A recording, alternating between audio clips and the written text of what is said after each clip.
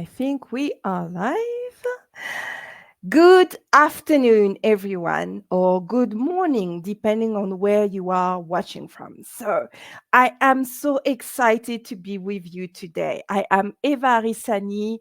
I am the host of the Language Maven, and it is my utmost pleasure to be with you again today.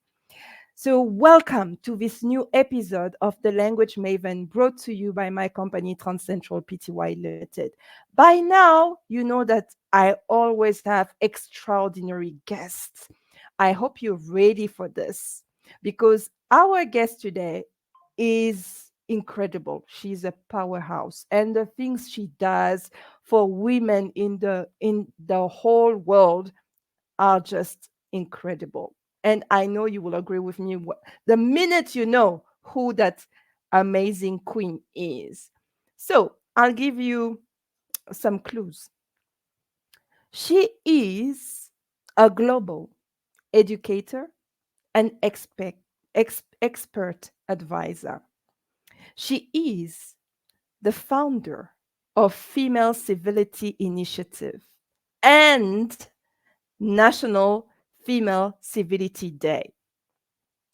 She delivers solutions to impact female leadership and female societal positioning.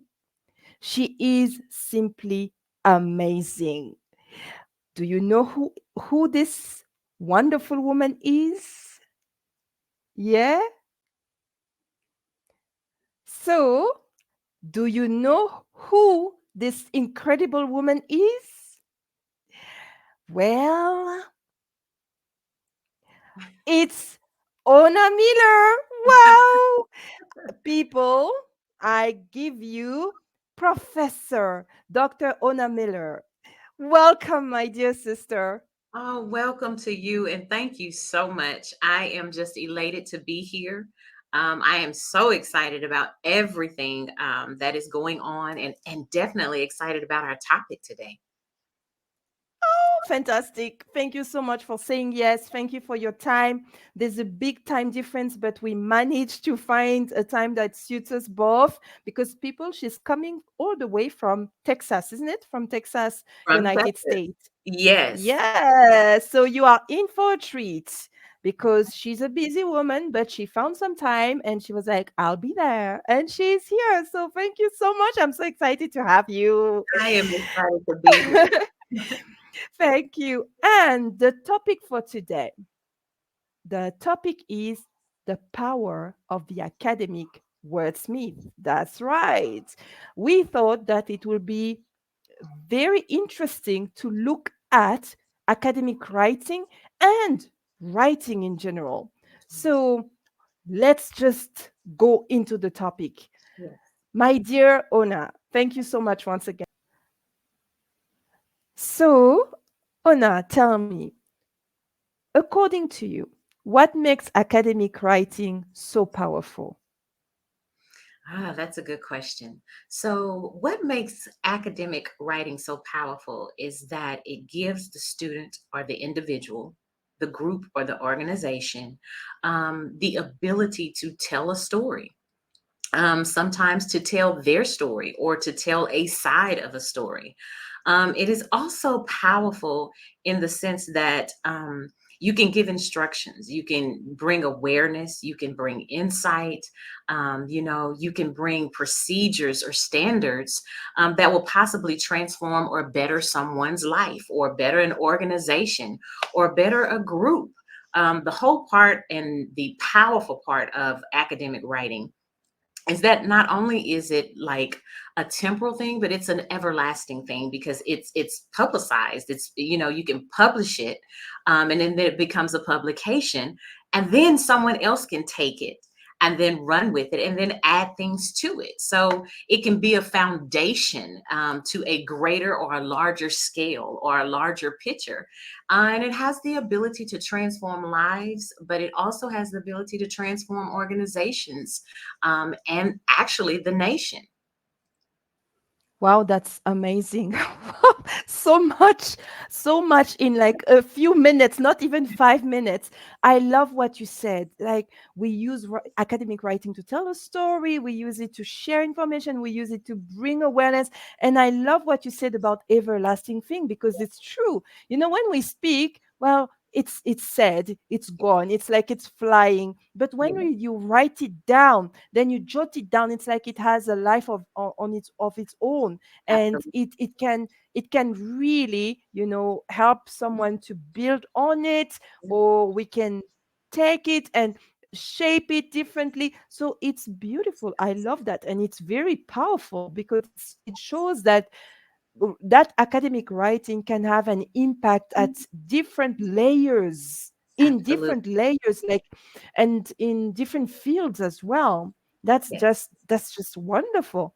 Yeah. And then tell me, how can students, for example, improve their academic writing? Do you have any tips? I do. So, how you improve your academic writing is first, I always tell my students first, don't try to write it perfect, initially.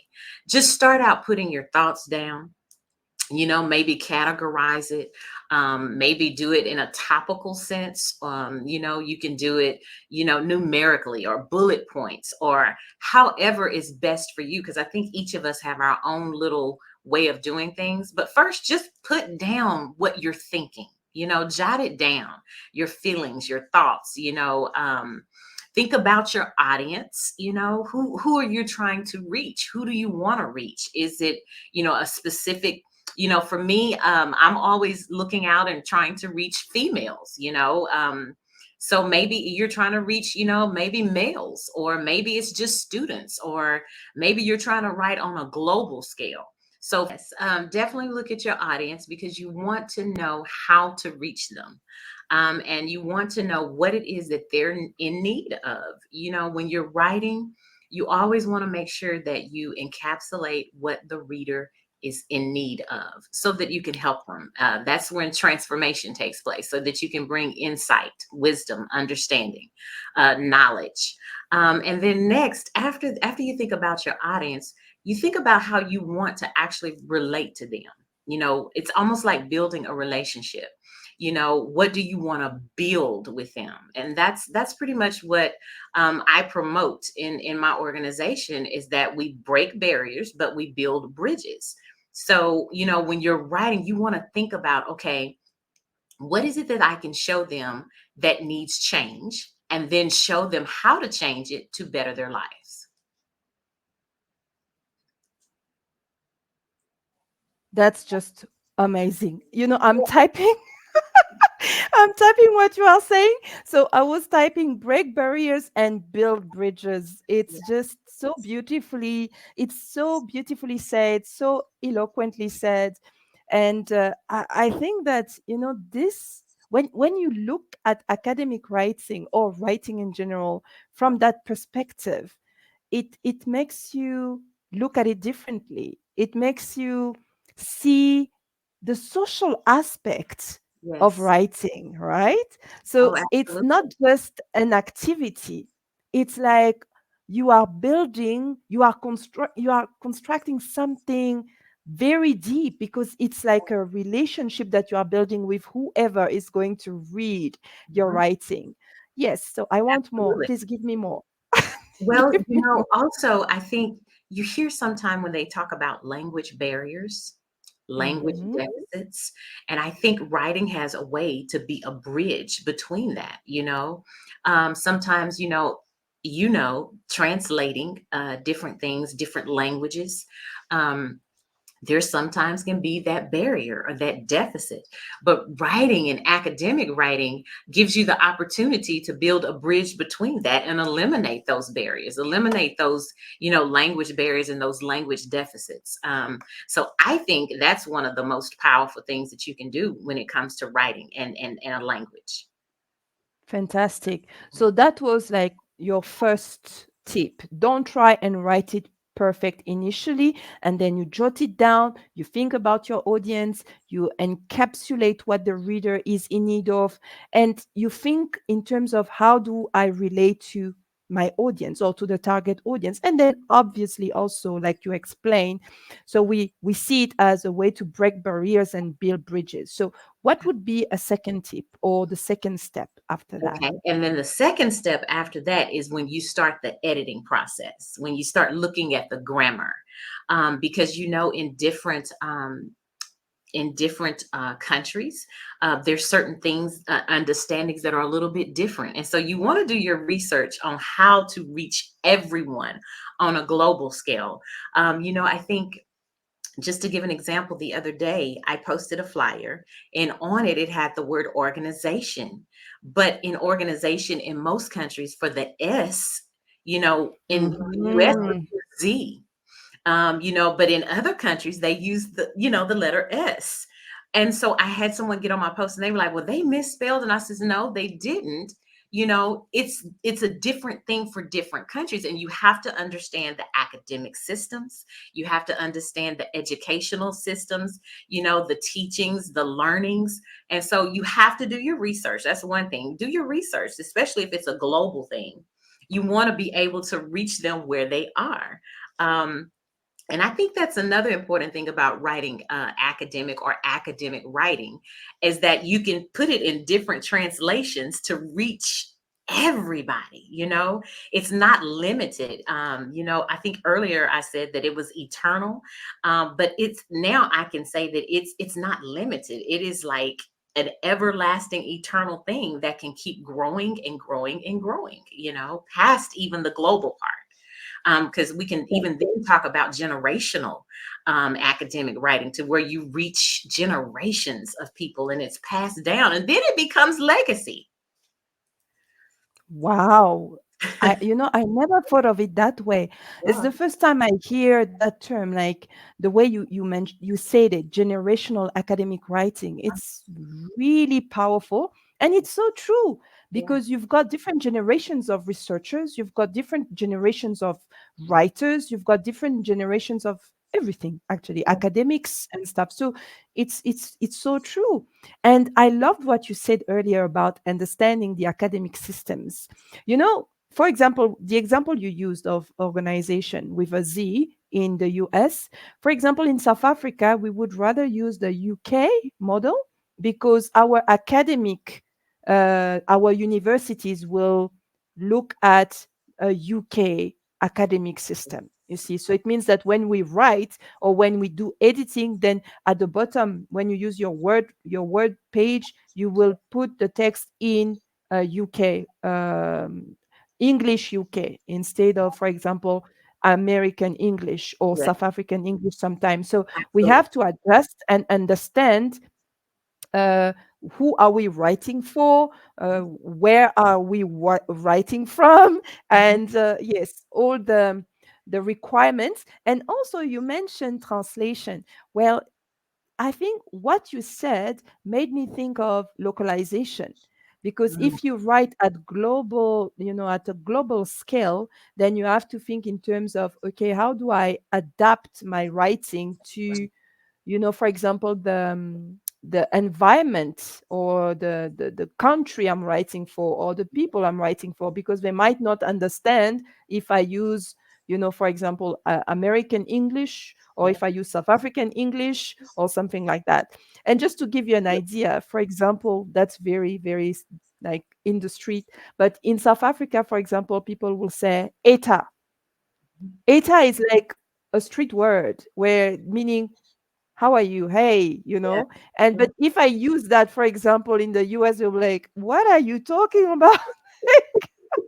You see what Yeah. I mean? So that's Oh an yeah, example of, like yeah, you obviously you would not write it down on a paper, although depending on the type of writing you're doing, yeah. because it might be that your target audience is like, any person in the streets, or it's like very, very easy, like you want everyone to Yeah, understand what you are writing, you might yeah. use it. But then if you send it in America, they will be like, what is that word? Uh-huh. Yep. So I hear you completely. Thank you so much for that. You're Is welcome. there another step after the editing process? So after editing and understanding the academic system? I think after the editing process, you want to always do your finalization, your references, and all of that. And I think it's important to do references on a global level. Not just references like for the U.S., not just references, for the UK or Africa, but do references on a global scale. Pull something in, maybe statistics from the UN, or pull something in for statistics that are happening to women in Africa. And then do a comparison, compare what's happening, for women in the UK, women in the US, women in Africa, women in India, or, just all over the world. And then compare your statistics. You can quantify it, you can qualify, do the qualitative research. So I think when you do that, it brings in a much larger and a much broader audience. And it allows people also, because I'll just give you a perfect example. When I went to the UN one time and I had the opportunity to speak, and I heard some of the stories from all of the other women from all of the other countries. And I thought to myself, Ona, you should never complain. Like, what are you complaining for? You are beyond blessed. You are beyond, favored. Like, these women are going through so many things that you have no idea. Like, I've been living over in the side of my little corner of the world, and I had no idea that all of these things are going on. And so when we do the comparison and the contrast and the statistics and gather data all over the world, all over the globe, it not only helps the academic writer, it helps the readers. We all grow. We all learn, we all evolve. And that's what academic writing is about, is bringing an evolution to the reader and to the writer.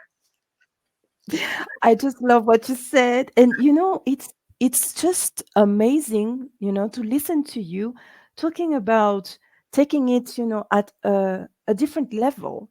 Yeah. And that makes me think about the incredible work you're doing with your institution. Yeah. Because listening to you, it's like you are creating a generation of leaders who not only think at local level, but think at the international level. Because Absolutely. the way you were describing all those things and talking about, like, take comparison and statistics and looking for different kinds of referencing, not limiting yourself to where you are. I think that's just marvelous. And it's a very good tip, because we don't always think that way. And also when you look at research, because then it depends on, the kind of students you have, the type of students you have, then you will explain to us what you do, what you offer. But I know that for those who are doing research, they Mhm. need to think out of the box. They Yeah. need to add something to, the academic community. Yeah. Because like you said, research is not just something you do for fun. It's something you do because you want to contribute to the community, and you want to bring in your own uh, thinking, your own thoughts, and you want to feel good that you've brought something new, Yeah. or you've got. Oh, it's like we can see the academic world as a house, and everyone will put a brick, and at the end, we will get that house. So it's like we work together, and that's think when you mentioned references at first, I thought you were going to talk maybe about referencing, but then you took me by surprise, and you were talking about references, really. Oh, yeah. And I was smiling. I was like, wow, I'm just loving this, because I think that this is a treasure for every academic, for every student doing a PhD or doing a master's research. I think Mhm. it's priceless. It's really priceless. And now, is there another step to that after Well, references? I think I just want to add the fact that we have to be careful with being general. or generalizing our writing academic. And sometimes we've got to think out the box. And when you talked about the references, yes, we can go find references from books and all of that, but it's even better when you sit down and talk to someone that has a testimony of an experience, that you can reference and say, hey, this lady over here in this, country, with this particular demographic has had this experience in this engagement in this interaction. That itself is, to me, the most wonderful reference that you could have, because you have a live person, a live body giving you the information that you need, the one-on-one information. So references, they don't always have to be so I don't know, written or from another book, or put the quotation in and all of that. I mean, references can come from everywhere. Looking at a YouTube video of a teaching, or just anything like that. I think we just have to think out of the box. And that's what I try to teach my students, is don't think so general, think more on a global scale, a wider and a broader scale. And then don't just think that you're teaching them, but be open and flexible to receive also. That's what the writing academic process is about.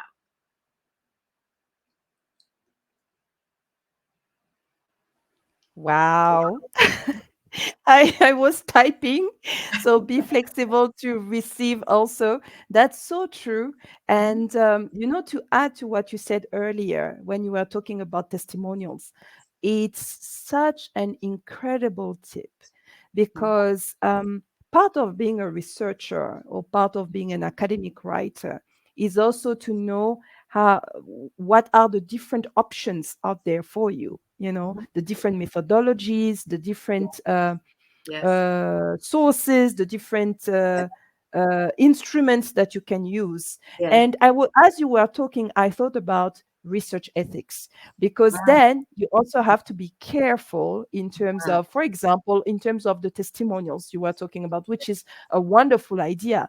But then w- while doing that, you also have to be careful not to forget about the ethical side of Yes. research, Absolutely. because there are things you can do, there are things you can't do. For example, in South Africa, um, you can undertake a training to become, a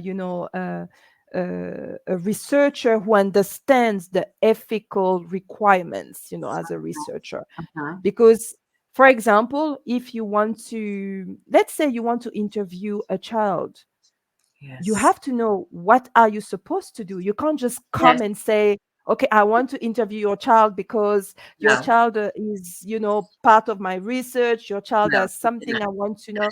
No, you have to follow some steps. And I Yeah. think that as a researcher, depending on, irrespective of what kind of research you do, you have to inquire first Yeah. about what are the steps, what do Yes. I need to, and also get a certificate, because here you get a certificate of competence for ethics in terms of research. So I don't know if it's the same in the United States. In the United States, they give you a breakdown of what is required and what is allowed. And just like you were saying, when it's a minor or a child, you have to get written documentation from the parent. And I think there's like a whole process that you have to go through in order to be able to, say, talk to a child or use a child even in a study. Sometimes, when you have a certain topic that maybe it's childhood education or child abuse or just anything, sex trafficking, any of those things, where there's adolescents, there's children at a certain age, you have to have approvals. It's approval process that you have to go through, and I think it's on the state, local, state, and sometimes even the federal levels. So that's why sometimes most people in the US kind of shy away from that, because it is an egregious and tedious process. But it is also a needed process. So you are correct. There are ethical things that we have to look at. Even if it's an adult, you want that ethical standards, principles, those, all of those things in line, because they're very important. Because as an academic writer, you want them to know that you write with integrity. You want them to know that you Exactly. write with excellence, and what you're, sometimes, people frown at journalists because sometimes they just put anything in there just to get readers. But in academic writing, there is an ethical side to this, a moral side to this, a standard, a principle. When you talk about excellence, you've got to think about integrity and character. Can they trust the academic writer? So I fully agree with you, and I think that is an excellent point, great point, and thank you for bringing it up.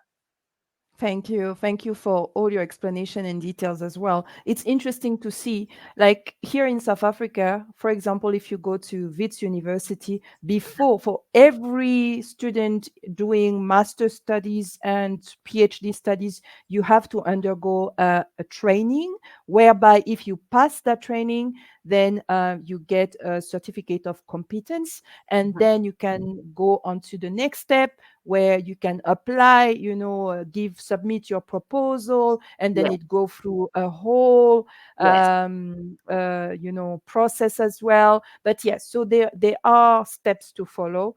And it's interesting also, you see here, to hear the difference, how it works in the United States, for oh yeah, example. yeah, And now I'm just talking about WITS, but I know that it depends also on schools, on universities, yes, maybe yes. on, so. Yes, But here, the whole here in point, the United yeah. States, we do go through a Mm. process where you have to submit first. You have to even submit your topic for approval, and then they have to approve the topic. And then once you approve the topic, then you start laying it out. Then you have to submit the outline, and then they'll say, I don't know, you need to, and then after the outline is approved, then you submit, your proposal.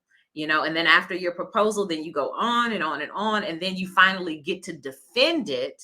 And then each step, it's like an approval process. You go through the IRB, where they check for the ethical things. They check to make sure that those references are not just, fly by night references, and you just didn't put them on there, that this actually is a reference. It references a study, it references a book, it references an interview. So they check all of that. They check all the statistical data, the numbers, they check all of that depending on the type of methodology that you're using. So they do check all of that. And then you get to a certain point where you have to defend, what you have done. I'm actually in a group just yesterday where a lot of the students have defended, their studies and their dissertations, and they're very happy about it. And then sometimes you go to defend it and they say no, there's still changes that need to be made. You still need to edit it. You still need to revise it. This does not fit in the guidelines. This does not go, with the standards and the ethics. And so they have to revise it, and then they have to go back and defend it again. So yes, I agree with you. It is a process. It is a needed process. And I think that's what keeps us all in check and accountable as academic writers, academic teachers, academic professionals, is the process. I hear you. And thank you for sharing that with us. So tell me, because we don't want to scare people away, because now talking about, talking about this process, one might think, that's not for me. I think I do not want to get into this. What inspired you, because you are a professor, what inspired you to actually carry on and go to where you are now? And what inspired you to start the beautiful Global Female Civility Leadership Institute? Please tell us, and tell us what kind of work you're doing there, because maybe there are people looking for a wonderful institute where they can start their masters or do their PhD. So maybe this could be the one. Okay. So what inspired me really was watching my mother. She is an educator. She was an educator for 46 years, and she taught special education, which was something that most teachers did not gravitate towards. So usually she got all of the children who had special needs or some type of disability. And I watched her as she, went through different situations because every student was different.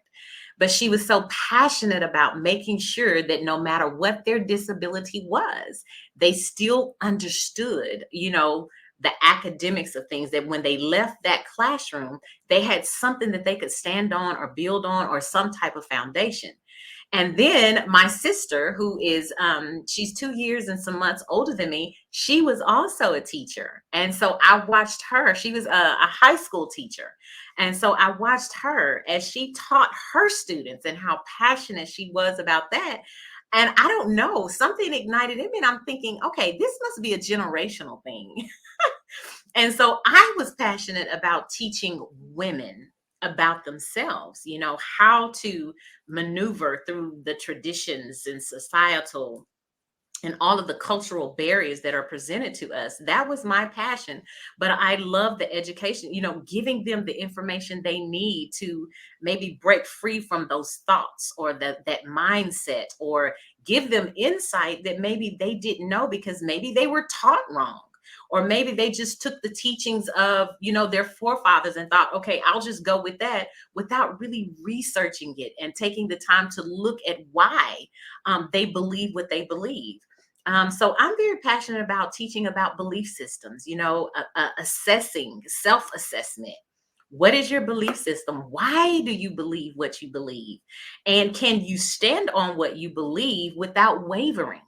And I think that's important, because sometimes we have a belief system that we can't even stand on, So I in my school, I teach women, which is a part of the breaking the barriers, building the bridges.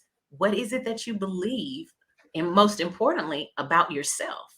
And then once you encapsulate that and identify that and break that down, okay, then why do you believe it? How did you come to that conclusion? And then what do you need to break off and break free from and break away from?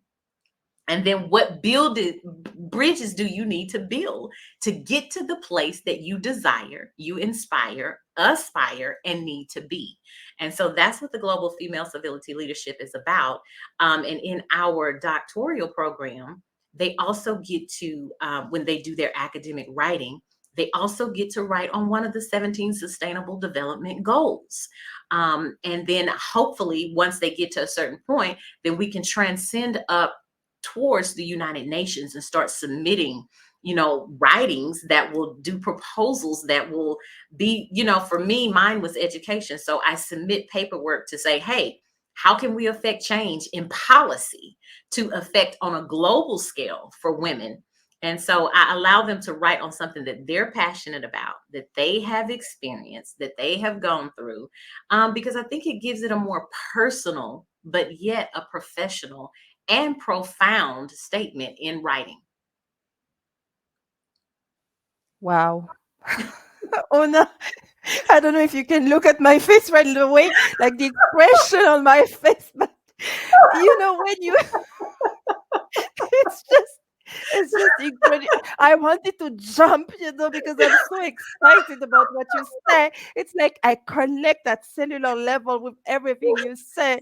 Because when you talk about the belief system, when you talk Yeah. about the foundation, when you talk about, being more personal, you talk about the SDGs, it's just incredible. And I think that gives you a competitive edge, because it's academic, but at the same time, it Mhm. takes it to such a personal level, and Yeah. such what can I say, like a global, like you become like a global citizen. So it's like Yes. everything is linked, it's like Yes. you are there, you are doing this Oh for my gosh, you, I but at the love same that. time That it's for global everyone, citizen. I love that. Oh, global citizen. Oh, that's great. I Yes, love it. Yes. yes, Yeah. because the way you mentioned how it transcends and it goes to the United Nations, and Yeah. so you are looking at it at a different, with different lenses, and Yes. that's Yep. incredible. Yeah. I It's all was about making transformation looking, and I change. was drinking your words, like really. It's really beautiful. What you're Mhm. doing is amazing. Like, Thank you. wow, congratulations. Thank you. And now I understand why you say the Female Civility Leadership Institute, because it is indeed, you are breaking barriers, and you're not just breaking societal barriers, you're breaking personal barriers as well. Yes. Because if a woman, and since we are talking about women, if a woman is blocked or Yes. is prevented from Yes. going forward because of some things she went through, or Yes. because of some beliefs that Yes. she had from, Mhm. previous, from her parents or from her Yes. grandparents or from society in general, she will Yes. not move forward, she will be No. stuck. Yes. There will always be that ceiling that Yes. she is creating for herself as well, because she Yes. believes that it is true. Yep. So it's simply amazing. And I think I've used the word amazing a lot. I love it. I can I can hear myself saying amazing, amazing, amazing, but it is true. So I just hope that everyone watching this episode feels as inspired and motivated as I am right now. Because, as much as we are doing this for you, everyone who is watching, this is also a Yeah. big plus for me. It's Me like I'm too. I'm Me too. taking, I'm receiving, just like you said, that, being an academic writer is also being able to receive, Yeah. from whoever you are interviewing, from whatever you are reading. It's Yeah. being able to review your own belief Yes. system, to Yes. review your own understanding, to review your knowledge, to add, to evolve. You Yes. see, it cannot Evolve. be like, it has to be something flexible. So Yes. that's beautiful. And Yeah. probably people will be like, okay, now you're talking about academic writing. What about us? And by us, I mean, for example, the corporate world or the public and the private sectors. Because as a translators, I've seen too many times documents that are not well written. And I don't think that it is done on purpose. I think that there is a lack maybe in writing skills. So the other problem is that maybe people don't always have the time or the means, to improve their writing skills. Do you have any advice on how someone writing in a company, can improve his or, well, their writing skills from home, for Well, example? there's a lot of tools out there that they can use. Like if you Google, I know one that I love to use, and it's called Grammarly. And I think they have like a free version that you can use of it. And then you can even, I think you can pay a monthly fee and even it'll like take you through your entire document. It will fix your grammatical errors. It will tell you that this sentence structure does not fit. It's not right.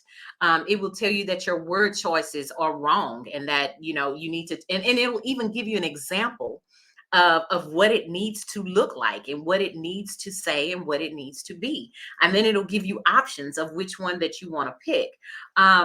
And then it kind of, once you get on up into some of the levels of the Grammarly, it kind of starts tailoring the way that it edits your documents to who you are. It's almost like it builds a relationship with you.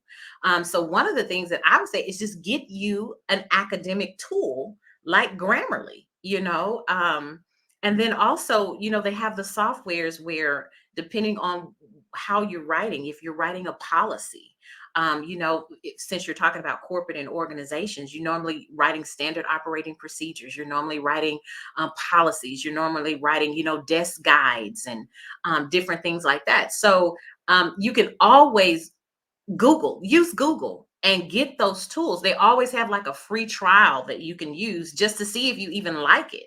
But the one that I have always given to my students to use is Grammarly, because there is a free trial that you can use. There is a free version of it that you can use that automatically comes with fixing the grammatical errors. I think you can do it in APA format or you can do it in MA format. There's all these different formats that you can use. So there's tools and things out there that you can use for either free or a minimum or a minimal amount monthly. That's amazing. Thank you very much. I've never used Grammarly. Did I spell it correctly? Grammarly? You did. Yes. Yeah. Yeah. Okay, thank you. I've never used it, but I will check it out. The other thing also I would like to add is Word. Like when you use Word has evolved a lot. For example, Mhm. I recently learned that you can do your bibliography using Word. You don't need to type it manually. Like Yeah, you can just enter the information and then it will save it and it will automatically give you a bibliography. yeah, The other thing is, for example, in terms of the referencing, you can choose using Word the type of referencing you want to use. If it's like you mentioned earlier, if you want to use the Harvard method or different types, you choose it, and then it will help you. It will also yes, help you with the in-text. So there are a lot of things that you can use that are there. I yes, think that people need to you know, be more tech savvy in a way because you have to understand technology. We are yeah, not 100 years ago. We are yes, now we are, I think, really into the fourth industrial revolution. So yes, we have to use what is there. We are talking about AI and stuff. And I know even as academic, we have to understand how those yes, we things do. work Yeah, and be careful yes, not to, for example, do some what some people do and they will do their essay with AI only. No, I think that we need to learn how yeah, to, I think, you know what I think we need to get like uh to get a technology literacy, like you see what I mean, like mhm. computer literacy.